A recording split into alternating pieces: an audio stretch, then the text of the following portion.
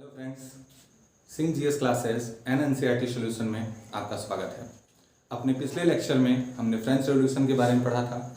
अब उससे आगे के पोर्शन को हम आज कवर करते हैं। चलिए देखते हैं।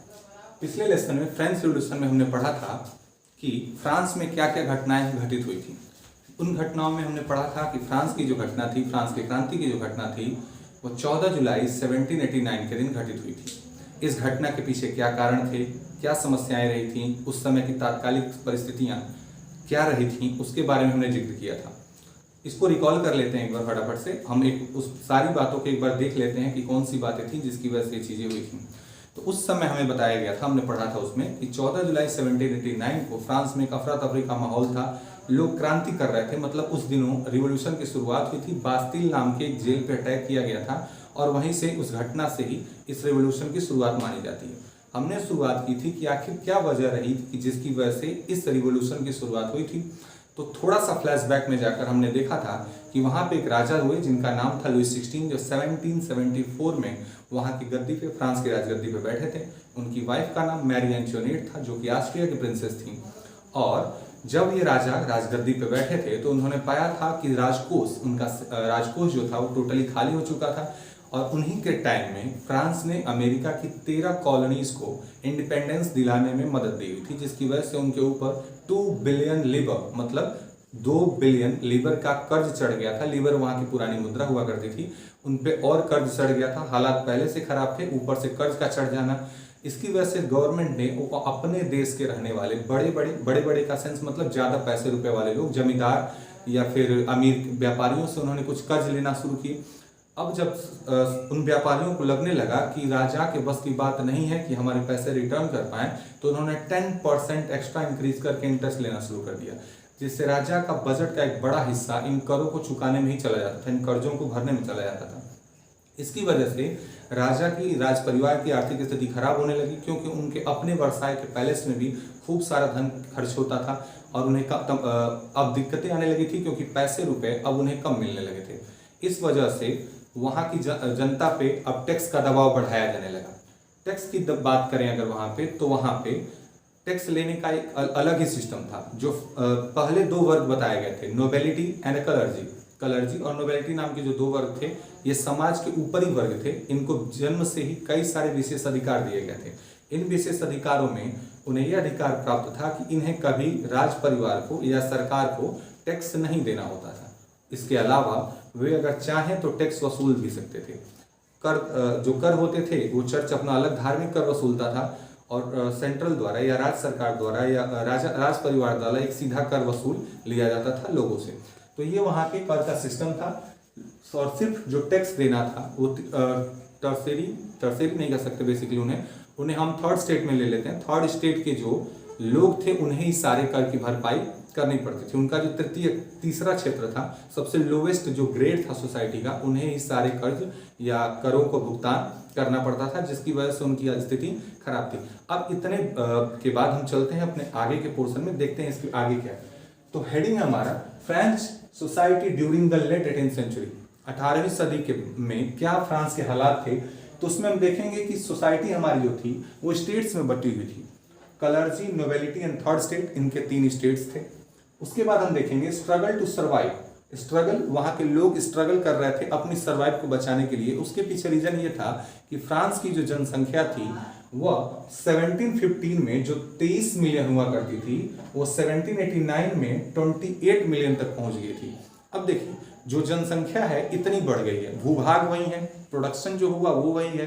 तो जब जनसंख्या 23 मिलियन थी तो उसको जो प्रोडक्शन होता था वो सस्टेन कर लेता था, उसे बचा लेता था। लेकिन जब वही जनसंख्या बढ़ के 28 मिलियन हो जाएगी तो लोगों के बीच में प्रॉब्लम आनी शुरू हो जाएगी, क्योंकि जनसंख्या बढ़ गई है, उत्पादन कम हुआ है, प्रोडक्शन कम हुआ है, लोग यूज करने वाले लोग ज्यादा हो गया, जिसकी वजह से लोगों के बीच में समस्याएं आने लगी।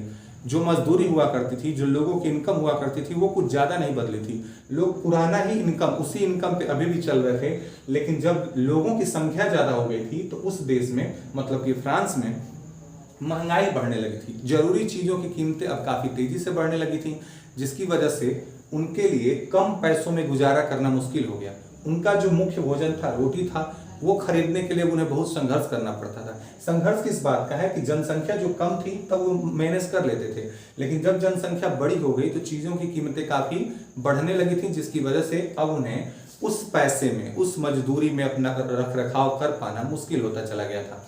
अगला पॉइंट हम देख लेते हैं, ग्रोइंग मिडिल क्लास। एक नया वर्ग, ऐसी ही परिस्थितियों में, ऐसी परेशानी के हालातों में एक नया वर्ग उभर के सामने आता है। देखिए, क्रांति की जो शुरुआत थी उससे पहले भी वहाँ के वर्गों ने, तीसरे वर्ग ने अपनी समस्याओं को देखते हुए प्रयत्न किए होंगे। नो डाउट कई बार उन्होंने प्रयास किया होगा कि हम इस हालात से मुक्ति पा जाए, लेकिन उनके पास ना तो पर्याप्त साधन थे और ना ही कोई ऐसा लीडर या कोई ऐसी जानकारी, कुछ ऐसा प्रस्ताव जिसकी वजह से वो ऊपर के लोगों को, मतलब अपर ग्रेड के लोगों को कन्विंस कर पाए कि हमें भी समाज में बराबरी का दर्जा मिले। ऐसा वो कुछ नहीं कर पाए, क्योंकि ना तो वो उतने एजुकेटेड थे, ना ही वेल्दी थे, उनके पास ना पैसे थे, ना ही ज्ञान था कि वो उन परिस्थितियों का प्रोटेस्ट कर पाए। इस वजह से इन्हीं तीसरे वर्ग के लोगों से, इन्हीं थर्ड स्टेट के लोगों में से जो पढ़े लिखे और समृद्ध लोग थे, प्रॉस्पर लोग थे, उन्होंने एक नया वर्ग बनाया जिसे मिडिल क्लास कहा गया।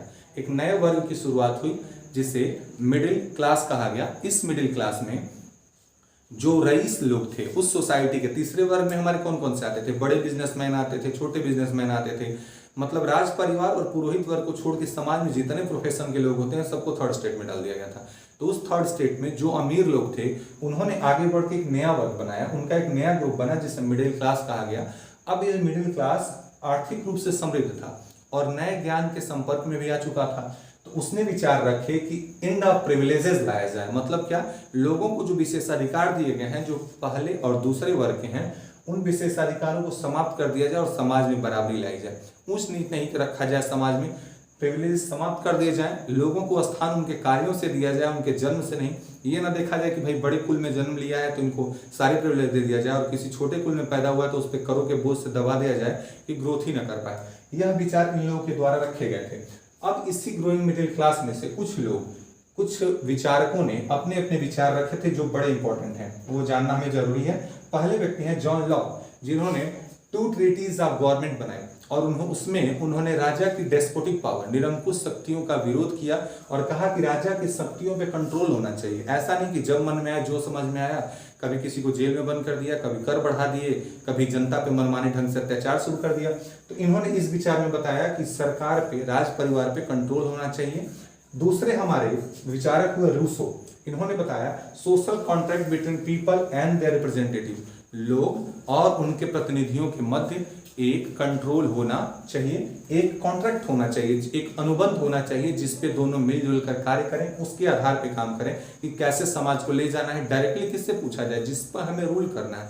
यदि हमारे ऊपर शासन चलाना है तो हमसे पहले पूछना चाहिए कि बताइए आपको किस तरह का शासन चाहिए। एक राजा को, एक नेता को अपने अंदर या अपनी प्रजा से पूछ करके उसकी खुशियों के आधार पर ही काम करना चाहिए कि वो प्रजा क्या चाहती है, उसे किस तरह का शासन पसंद है। ऐसा रूसो ने अपने विचारों में बताया। तीसरे विचारक हुए हमारे मॉन्टेस्की नाम के, उन्होंने बताया the spirit of the law. उनकी जो थ्योरी है तो उसे the spirit of the law के नाम से जाना गया। उसमें उन्होंने पावर शेयरिंग की बात की। अब पावर शेयरिंग क्या होती है? तो पावर शेयरिंग में उन्होंने कहा कि ऐसा शासन व्यवस्था बनाना चाहिए जिसमें पावर एक आदमी के हाथ ही में ना हो, क्योंकि सारी दिक्कतें तब आएंगी जब पावर किसी एक आदमी के हाथ में होगी। जब वो शक्तियां कई लोगों के बीच में बटी होंगी तब किसी प्रकार की विवाद नहीं होगी। तो इसके लिए उन्होंने कहा कि पावर को 3 भागों में बांट दीजिए, लेजिस्लेचर, जुडिशरी एंड एग्जीक्यूटिव। ठीक है, विधायिका, कार्यपालिका या न्यायपालिका, 3 चीजों में बांट दीजिए। जुडिशरी मतलब न्यायपालिका, एग्जीक्यूटिव कार्यपालिका एंड लेजिस्लेचर विधायिका। विधायिका वो जो कि उस राज परिवार के लिए या उस साम्राज्य के लिए कानून बनाएगी। एग्जीक्यूटिव में उन्हें रखेंगे जो उन्हें लागू कराएंगे, और जुडिशरी में न्याय व्यवस्था से जुड़े हुए लोग आएंगे जो उन नियमों का उल्लंघन करने वाले लोगों को दंडित करेंगे। तो ऐसा विचार मॉन्टेस्की ने दिया था और इस तरह की सरकार यूएसए में उस समय आजादी के उपरांत तक आ चुकी थी और उसका फ्रांस में बड़ा चर्चा किया जाता था, क्योंकि नया नया अमेरिका आजाद हुआ था और वहां पे नई नई जो व्यवस्थाएं आ रही थी उससे फ्रांस भी प्रभावित था।